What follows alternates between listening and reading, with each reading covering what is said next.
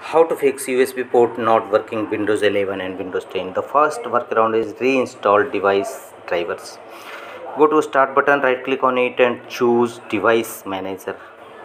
To now scroll down and go to universal serial bus controller section.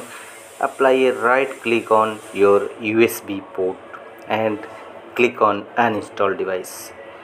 Thereafter go to start button and restart your Windows 11 or Windows 10. The second solution is change power management setting. Go to start button, open device manager and choose USB root hub and right click on it, properties, and under power management allow the computer to run off this device to save power. Make uncheck this option, click OK. Third is uninstall the USB controller.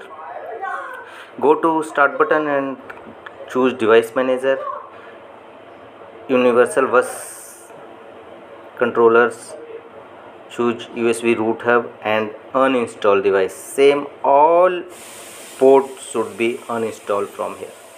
Fourth is turn off fast startup. Go to Windows search, type CP, open control panel and choose power options. Thereafter choose what the power button does. Thereafter click change settings that are currently unavailable. Thereafter go to the shutdown settings and make uncheck the turn on fast startup. Finally click on save settings. Thereafter go to back and again go to the power option in Windows 11. From the right side choose change plan settings. Thereafter click on change advanced power settings. Now here go to the USB settings section, expand it, USB selective suspend setting, click on it to expand it. Here you will disable both the option on battery and plugged in option. Click on the same and choose disabled, or the same action will be applied in plugged in section. Click on disabled.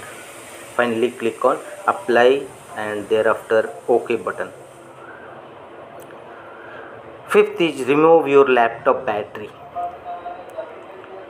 Seventh, update your USB root hub drivers.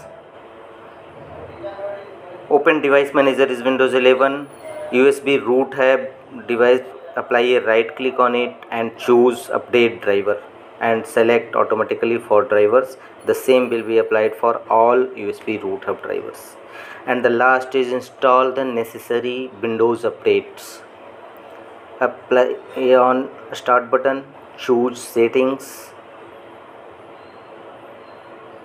From the left pane click on Windows update and finally right side check for updates. Windows will now show you the available updates. You should download and install it. Hopefully your problem will be resolved. Thanks.